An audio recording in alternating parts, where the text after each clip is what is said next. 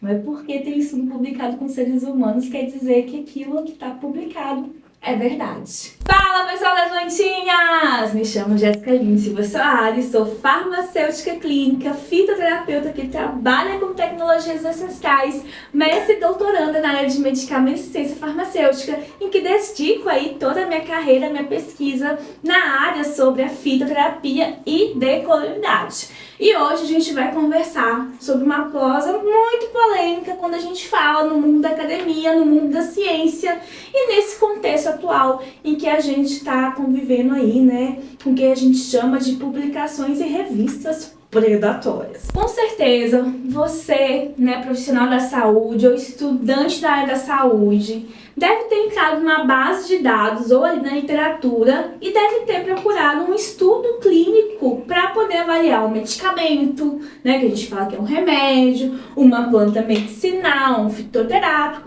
ou qualquer outra intervenção de saúde. Isso, inclusive, né, é um processo e uma realidade muito comum quando a gente fala nesse sentido de capacitação e compreender as melhores estratégias terapêuticas para os cuidados de saúde em todas as áreas, né? Quando a gente fala os profissionais de saúde que vai desde médico, farmacêutico, fisioterapeuta, enfermeiro, odontologista, nutricionista. Então, sim, né? É aí, né, algo requerido muito, né, quando a gente está nessa área. Quando a gente vai para a base de dados, a gente procura, né, estudos clínicos e vem um monte aí de artigos publicados de estudos que você não sabe para onde você vai e por onde você começa. Ou até mesmo entender o que de fato, né, é verdade ou mais próximo ali da realidade da verdade quando a gente fala, né, de intervenções que sejam aí, né, seguras e que tenham eficácia de fato.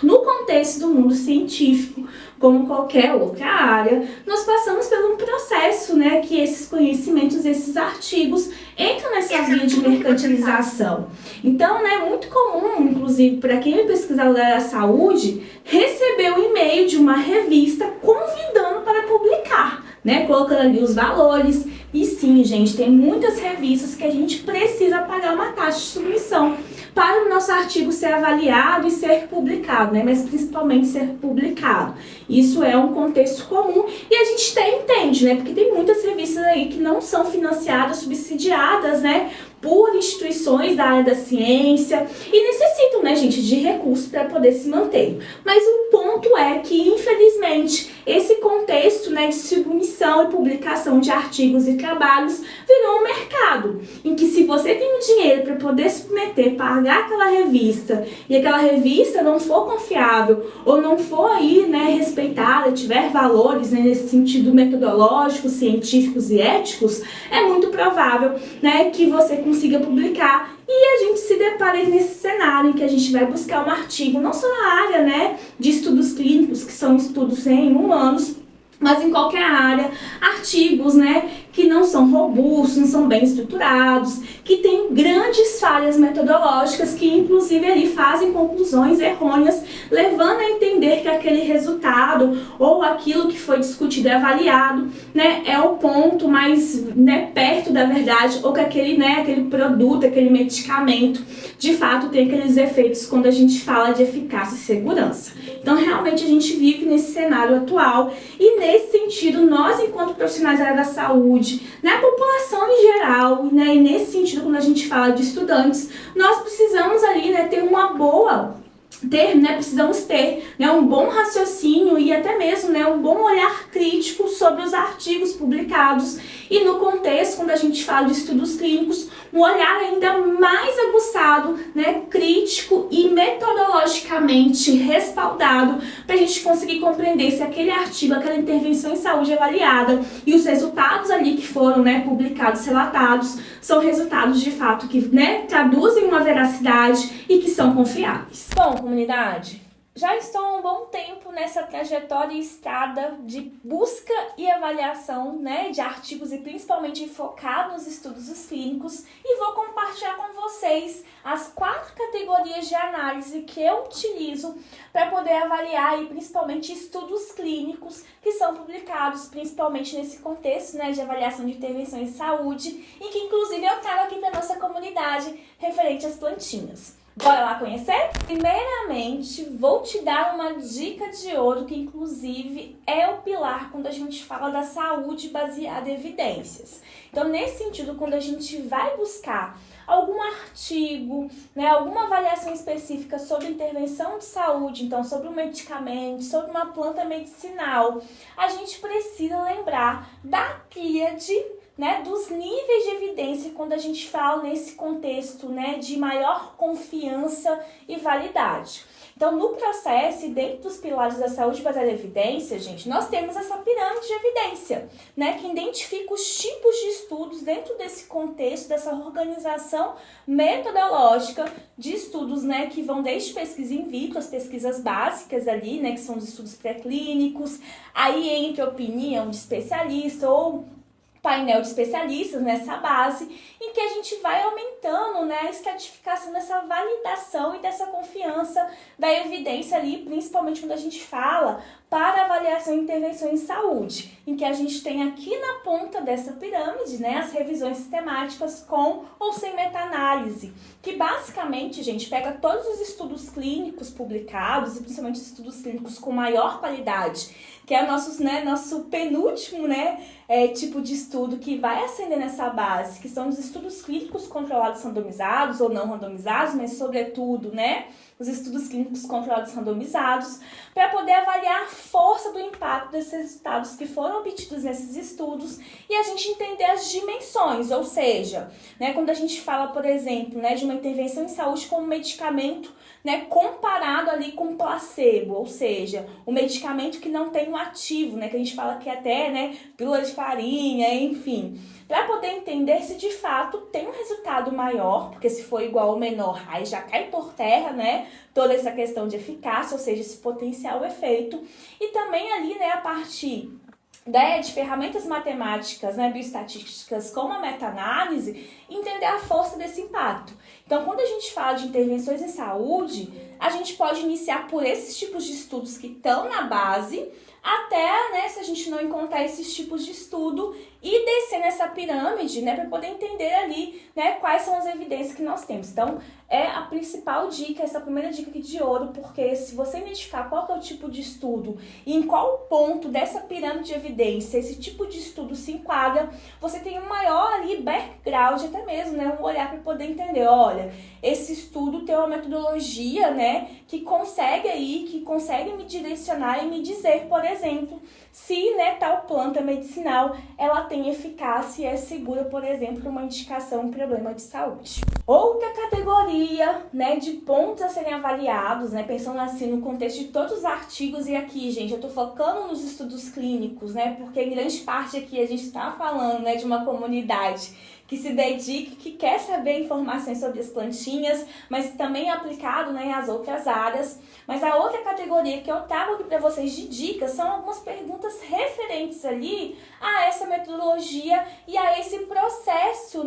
de avaliação e participação das pessoas nesse estudo. Então, no contexto ali do artigo, a metodologia foi bem descrita, qual que é o tipo de estudo? Porque se, por exemplo, não fala se é um estudo clínico controlado, randomizado, ou não randomizado, se não foi ali, que a gente fala monocego, duplo cego, que são formas, realmente de cegar as pessoas participantes ali, então os pacientes, os profissionais que estão avaliando, que estão conduzindo o estudo, ou as pessoas que estão analisando esses resultados, ou não fala, por exemplo, gente, qual que foi o período de tempo, que foi realizado esse estudo, assim como também não descreve muito bem como que foi o processo de divisão. Quem vai receber placebo ou quem vai receber intervenção em saúde, eu já falo, foge que é cilada, Bino, porque um estudo bem conduzido tem todos esses pontos metodológicos bem descritos e relatados. Até mesmo, gente, claro que tem termos ali científicos que às vezes é muito específico de uma área, mas uma pessoa que não é a área da ciência, quando tem ali um estudo bem descrito metodologicamente, consegue minimamente entender o que aconteceu, e responder todos esses pontos. Uma outra dica dentro dessas categorias para a gente avaliar nos estudos clínicos, nesses artigos, né, que relatam estudos clínicos, gente, é na parte dos resultados. Claro que ali vai ter, né, a descrição de qual foram os impactos, os resultados, né, coletados e avaliados, né, que posteriormente vão ser discutidos na discussão, mas é muito importante nos resultados, além dos possíveis efeitos benéficos e positivos, né, dessa intervenção em saúde, ser relatado também se houve questões de segurança. Por exemplo, a gente está falando de uma planta medicinal ou de um medicamento, de um remédio ali que está sendo avaliado. É relatado se teve reações adversas ou teve questões de segurança? Mesmo que não tenha, gente, um bom estudo clínico tem que pontuar. Não houve relato de reações adversas ao longo aí, né, da condução do estudo. Porque se o estudo não fala que não houve, como é que a gente vai saber, né, esse ponto de segurança? Além disso, né, quando a gente fala dos resultados também, que já vai para o ponto de discussão, é o artigo, né, contemplar e descrever se houve ali, quando a gente fala de dificuldades desses estudos, que a gente chama de lacunas, né, de deficiências que não foram ali trabalhadas e contempladas, que inclusive podem ter impactado esses resultados, né, referente à condução e à condução desses estudos. Então, se isso também não é pontuado ali nessa parte de discussão, também é um ponto importante sobre a qualidade desse artigo aí que retrata esse estudo clínico. Além disso, um ponto muito importante, né, mais ao final do estudo, é se há a descrição de revisão por pares, ou seja, outros profissionais dessa área revisaram, além desse contexto, né, da própria editoria ali da revista, e também se há conflito de interesse, gente, porque grande parte dos estudos clínicos, quando a gente fala de medicamentos, né, plantas nem tanto, mas em grande parte de medicamentos, são financiados pela indústria farmacêutica. Isso quer dizer que não pode ocorrer? Não, mas tem que ter essa declaração de conflito de interesse, que esse estudo foi financiado, foi conduzido, por exemplo, pela empresa, né, pela indústria que produziu aquela intervenção em saúde com um medicamento. Agora, para finalizar, né, como os jovens falam, uma dica de milhões, principalmente para aqueles, né, que querem aprofundar e precisam desse subsídio muito forte para fazer essa avaliação de estudos clínicos, eu recomendo aqui, gente, vocês utilizarem a ferramenta Consort. Estou deixando aqui no lado para vocês verem a carinha dela, né? Essa ferramenta, né, ela foi aí, né, elaborada principalmente para auxiliar os pesquisadores, né, que constroem e conduzem estudos clínicos, ou seja, estudos em humanos. Nessa ferramenta a gente tem 25 itens que devem ser construídos, contemplados quando a gente fala ali, né, na elaboração, né, na condução de estudo clínico. Mas não só para os pesquisadores que conduzem, tá, gente? Nós aqui, enquanto profissionais, enquanto estudantes, pessoas que estamos aí atuando nessa área, também podemos utilizar essa ferramenta para poder avaliar a qualidade dos estudos, né, clínicos que estão aí possíveis. A gente tem outras ferramentas também, tá, gente, hoje disponíveis. Vou deixar aqui para vocês a descrição desse vídeo, essas ferramentas, que também podem ser esse suporte, para a gente olhar, né, de forma aí bem focada, diferenciada para as partes que são cruciais e importantes e que um estudo clínico bem feito, né, com uma robustez metodológica não pode deixar faltar ou não pode deixar falhar. Então isso eu acho que é uma dica muito importante que pode auxiliar você nessa procura, além dessas 4 categorias, né, de perguntas e pontos que eu coloquei. Certeza e incerteza vai auxiliar muito vocês aí nesse processo de avaliação e de estudo. Eu aqui com o meu chazinho, gente, dou um tchauzinho, despeço de vocês, um cheiro e a gente se encontra em breve.